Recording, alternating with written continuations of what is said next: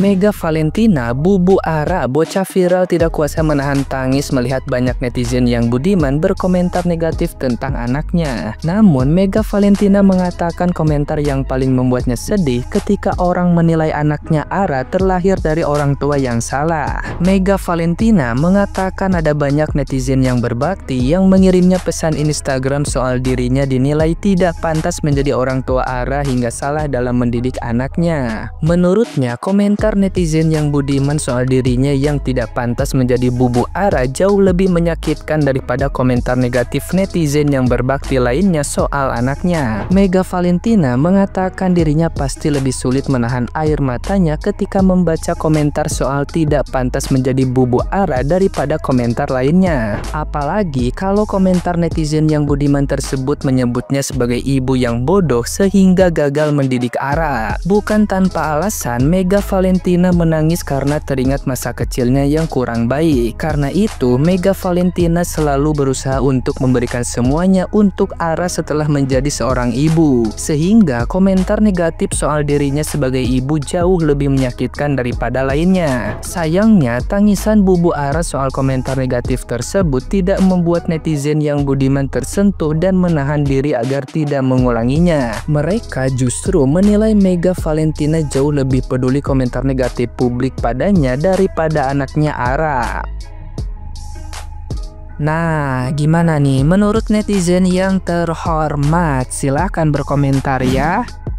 Lagi rame banget nih, Ara di salah satu stasiun televisi dia menanyakan ke salah satu artis perempuan kenapa memakai baju terbuka dan juga tidak memakai kerudung. Nah, di sini netizen marah karena kenapa hal-hal privasi seperti itu ditanyakan secara terbuka di stasiun televisi gitu. Aku coba memandang dari tengah-tengah gitu ya. Menurut aku, anak kecil gitu kan, itu tuh gerakan tangannya, gerakan omongannya itu tuh kadang cepet banget gitu kan. Nah, itu memang kita tidak bisa mengontrol. Bahkan omongan orang dewasa aja kita nggak bisa kontrol kan, apalagi omongan anak kecil gitu. Nah, menurut aku seharusnya bundanya Ara, ayahnya Ara itu saat kejadian itu memberikan isyarat kayak gerakan tangan ataupun bilang secara langsung ke Ara kalau misalkan hal itu tidak boleh ditanyakan.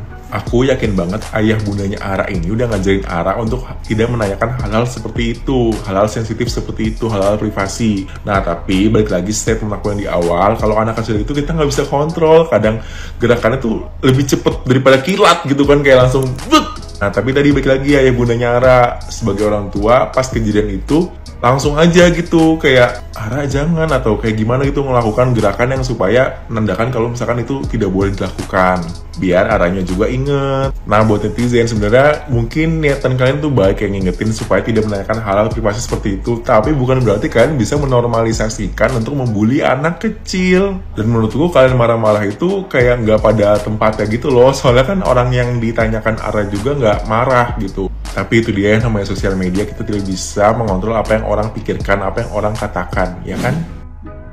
Orang yang gue udah klarifikasi aja masih aja gitu loh, ada yang hujat ya. Ya Allah, gue prihatin banget sih sama bapak ibunya Ara ya, apalagi sama Aranya. Gue mandangnya tuh kayak gini guys, umur 3 tahun itu udah bukan dibilang kritik sih, ini udah dibilang judge sih. Apa ya, kayak dihujat gitu loh. Guys, gue perhatiinnya ke Aranya nanti ke depannya ya guys ya. Gak, masalahnya kan orang tuanya kan udah ini ya, orang tuanya udah klarifikasi dengan beberapa penjelasan.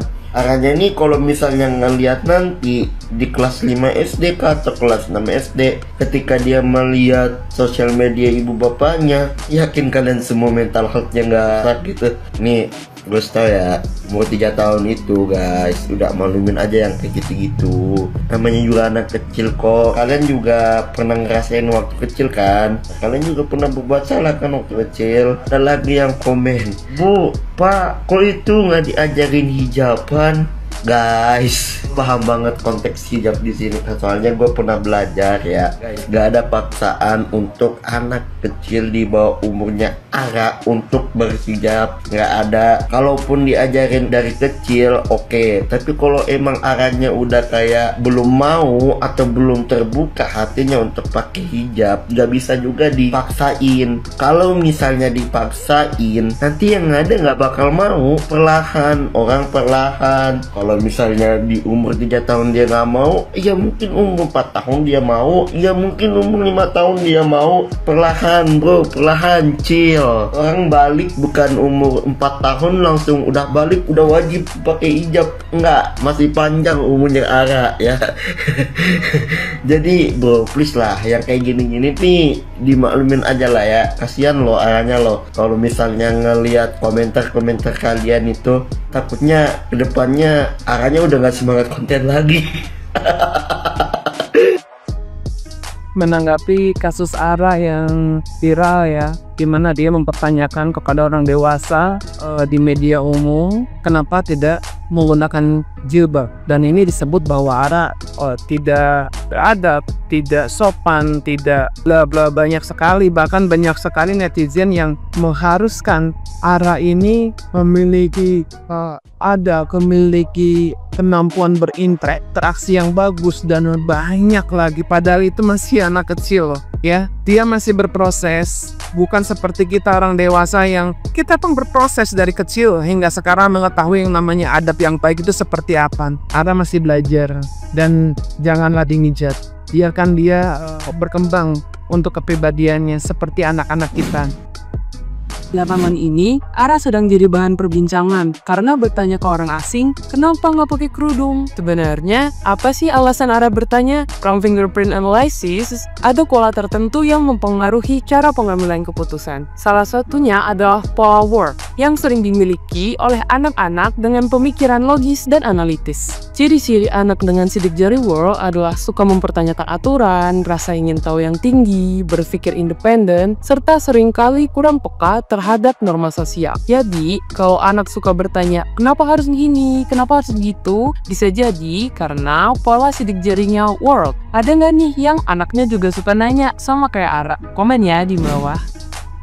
Tentu kalau nggak punya anak, nggak boleh ngajarin namanya parenting ya. Tapi aku pernah jadi anak, jadi aku mau berbagi bagaimana orang tuaku itu mendidik aku, terutama soal keuangan. Semoga apa yang aku share bisa jadi sedikit ilmu ya buat teman-teman ini, gimana caranya mendidik anak soal keuangan. Tadi kita lihat video Ara ya. Ara itu usianya berapa sih? 5, 4, atau 6, sekitar segitu ya. Anak usia segitu sudah berpikir bagaimana caranya gampang cari duit. Sudah tahu kalau untung 200.000 dengan kerja kerasnya seperti itu nggak banyak. Hal yang aku ingat dari orang tuaku, mereka itu tidak pernah membebani anaknya untuk jadi orang kaya. Aku juga nggak tahu kenapa. Jadi bisa-bisa itu ya yang mengakibatkan korupsi di Indonesia itu semakin menjadi-jadi ya, karena fokusnya orang itu materialistik, pengen jadi orang kaya. Dari aku SD, aku itu udah dapat uang bulanan. Jadi untuk jajan aku dapat dikasih 1 bulan di depan. SMP kamu dikasih lebih dengan asumsi bahwa uang angkutan umum yang kita naikin, yes, aku naik angkutan umum kemana-mana, walau orang tua aku ada mobil dinas dan ada supir ya. Tapi kita dipaksa untuk diajarin untuk selalu bekerja keras atau memiliki hidup yang tidak selalu nyaman. Baru ketika SMA, mamaku kan punya catering, jadi aku tuh beberapa kali ambil project mamaku, apakah jaga catering supaya dapat duit, atau ambil project bikin bukan bikin kue ya, jadi menyediakan snack box untuk acara-acara yang dia handle. Dan dari situ aku dapat uang. Selain jadi model rambut, ya teman-teman, rambutku dipotong untuk jadikan uji coba tukang salon gitu, dan juga jadi notulen, jadi model, apapun aku lakukan untuk dapat duit. Di situ tuh aku diajarin untuk bahwa kalau kamu pengen dapat sesuatu atau ingin punya sesuatu, itu kamu harus bekerja keras. Nevertheless, berapapun uang yang kamu dapat, kamu harus dapat kerja. Hard work